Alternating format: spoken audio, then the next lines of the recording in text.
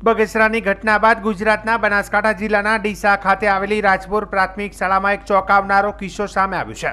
શાળાના કેટલાક વિદ્યાર્થીઓના હાથ પર બ્લેડ વડે ચેકા માર્યાના નિશાન જોવા મળ્યા હતા, જેની જાણ એક પરિવારે જિલ્લા શિક્ષણ વિભાગને કરી હતી। આ ઘટનાને પગલે જિલ્લા શિક્ષણ અધિકારીની સૂચના મુજબ અધિકારીઓએ શાળાએ પહોંચી તપાસ હાથ ધરી હતી। તપાસ દરમિયાન તાલુકા પ્રાથમિક શિક્ષણ અધિકારી ટીપીઓએ જણાવ્યું કે વિદ્યાર્થીઓએ રમતા રમતા શરત લગાવીને એકબીજાના હાથ પર બ્લેડ વડે કાપા માર્યા હતા। આ ઘટના કોઈ શિક્ષક કે શાળા સ્ટાફની સંડોવણી વિનાનું હોવાનું સ્પષ્ટ થયું છે। ટીપીઓએ ઉમેર્યું કે આવી ઘટનાઓ ટાળવા માટે વિદ્યાર્થીઓને મોબાઈલથી દૂર રહેવા, હિંસક ગેમ ન રમવા અને હિંસક પ્રવૃત્તિઓથી બચવા માટે સૂચનાઓ આપવામાં આવી છે।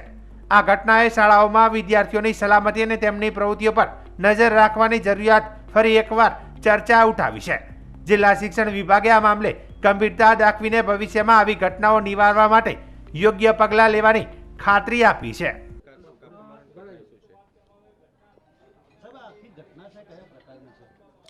બાળકો રમતા રમતા ઘણીવાર શું ચેલેન્જિંગ કંઈક વાતો કરતા હોય છે। એમ કરતાં કરતાં 2-4-5 બાળકોએ અમને બતાવ્યું કે સાહેબ આ છોકરાઓએ થોડુંક હાથ ઉપર એને કંઈક વગાડ્યું છે, જોજો। એટલે અમે જોયું તો સામાન્ય કંઈક એના કંઈક રિસોટા થયેલો ને એવું અમે જોયું એટલે એમાં વાતમાં કંઈ બહુ હતું નહીં, એટલે અમે બહુ લક્ષમાં ના લીધું। છોકરાઓને સમજાય કે ભાઈ આવું કેમ કરો છો, અને મેં થોડો સંશોધન માટે પૂછ્યું બી ખરી કે ભાઈ કેમ આ વગાડ્યું તે, કે મારા મિત્રે સાહેબ મને એમ કહ્યું કે તું આવું કરી શકે, કે જો અમારામાં તાકાત છે અમે કરી શકીએ, એટલે પહેલાં કેમ ના કરી શકું। એટલે એને એનાથી કે એક સામાન્ય પેલા ઘસરકા એને હાથ ઉપર કર્યા। બીજા છોકરાને પૂછ્યું કે ભાઈ તે કેમ કર્યું, તો એણે એમ કહ્યું સાહેબ મને મારી માની સોગન આપી હતી, મારા પપ્પાની સોગન આપી એટલે મેં કર્યું। એટલે અમે જોયું કે ભાઈ આમાં વાતમાં કશું છે ને, મેં થોડા બાળકોને સમજાવીને છોડી દીધું। બીજા દિવસે પેપરમાં અમે જાણ્યું કે ભાઈ બગસરાનો કિસ્સો આવ્યો ને, એટલે અમે થોડા ગંભીર બન્યા કે ભાઈ આપણે થોડીક જાગૃતિ લાવીએ। એટલે બાળકો માટે અમે 1098 પર ફોન કર્યો કે ભાઈ અમારા સાહેબ આવી કંઈક ઘટના બની છે, અને અમારા સાહેબને બી વાત કરી, ટીપીઓ સાહેબને, કે ભાઈ બાળકોમાં જાગૃતિ આવે, વાલીઓમાં થોડી જાગૃતિ આવે, અને આ કેમ બની એમાં થોડુંક સંશોધન થાય તો બાળકોમાં કંઈક નુકસાન થતું અટકી શકે। બાય ચાન્સ કદાચ 8 છોકરાની જગ્યાએ બીજા દિવસે બીજા છોકરાઓ વધારે કરે અને બધા છોકરાને નુકસાન થાય, કાલ બીજી શાળાઓ નહીં કરે। એટલે અમે કાઉન્સિલિંગ માટે એમને બોલાયા કે મેં કહ્યું સાહેબ કે અમે તમારે ત્યાં આવશું ને। એ લોકો સાહેબ અમારે ત્યાં આવ્યા, એમને બાળકોને મળ્યા, વાલીઓને મળ્યા, સમજાયા, અને એ એમની રીતેનો એમનો સાયકોલોજીકલી અભ્યાસ ચાલુ છે કે બાળકો કોઈ ગેમનો શિકાર છે, કોઈ ચેલેન્જથી કર્યું છે, અથવા અન્ય કોઈ કારણ છે, એટલે એ એમની રીતની હાલ વસ્તુ ચાલુ છે, ને એ રીતની અમારા માર્ગદર્શન મેં કાલે એ લોકોને બોલાવ્યા હતા। હાલ અમે જોયું છે બધા જ બાળકોને આજે તો શું તે પેલા ડરી ગયેલા કાલથી છોકરાએ નથી આવ્યા, આજે તમારા બાળકોની હાજરી પર પણ અસર થઈ છે। કોઈ વાતમાં કે વિષયનું કોઈ કારણ નથી। હમણાં પોલીસ ડિપાર્ટમેન્ટના માણસો પણ આવ્યા। તમને આજે કહું છું, આજે તમે મારા વર્ગની સંખ્યા જોઈ લો, ઓછી તો છે જ, આવતીકાલે 50% થઈ જશે। એટલે વાતનો કોઈ વિષય ના, એને વાતનું વત્તેસર કરી અને શાળાનું શિક્ષણને એને બગાડવા જેવું હાલ તો મને લાગી રહ્યું છે।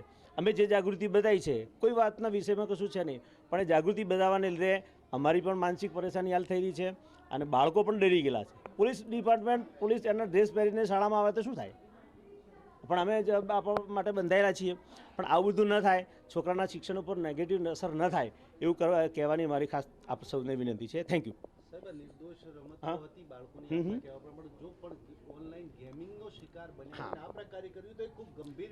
સાહેબ એટલા માટે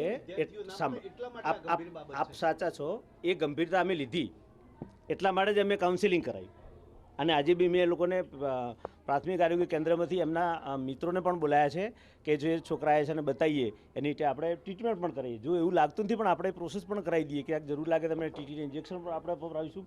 એ ગંભીરતા વિષયમાં એ કારણ શું છે એનું મનોવૈજ્ઞાનિક વિશ્લેષણ એ લોકો કરી રહ્યા છે, બાળ સુરક્ષા અધિકારી એનું વિશ્લેષણ કરી રહ્યા છે, અને એમણે એમાં જોયું વાલીઓના જે હતા એમના ત્યાં એમને ફોન બી લીધા, જોયા, તો એની અંદર કે એવા વિડીયો ગેમ કે એવું કે હતું નહીં એમને હાલ એવું, પણ છતાં બી એ લોકો એમનો અભ્યાસ કરી રહ્યા છે। આજે બી મેં એમનો સંપર્ક કર્યો, સાહેબ અમારો અભ્યાસ ચાલી રહ્યું છે, અને જે બી હશે એનું તારણ મેં તમને કહીશું। જી હા, કહ્યું ને મેં તમને જે વાત કરી એ જ બાળકોએ કહ્યું, એ બાળકોએ કહ્યું। બાળકોને અમે વ્યક્તિગત પૂછ્યું, બાળકોને તો અત્યારે શું છે કે બાળકો કંઈ મોટો ગુનો કરી દીધો છે એવું ફિલિંગ કરી રહ્યા છે। હવે તો અમારા જોડે બી આવતા ડરે છે, શાળામાં એ બાળકો તો આજે આવે જ નથી। મેં તપાસ કરી કેટલા બાળકો છે, કારણ કે આટલા બધા આવશે, મારે જવાબ આપવાનો થાય, તો બાળકો અત્યારે છે જ નહીં, એ છોકરાઓ આવે જ નહીં। કદાચ વાલીઓ પણ એમને ના મોકલતા એવું બને ને, અને એમ થાય કે આ તો પોલીસ કેસ થાય, વાલીઓને પકડી જાય, હવે તો ડર હોય ને।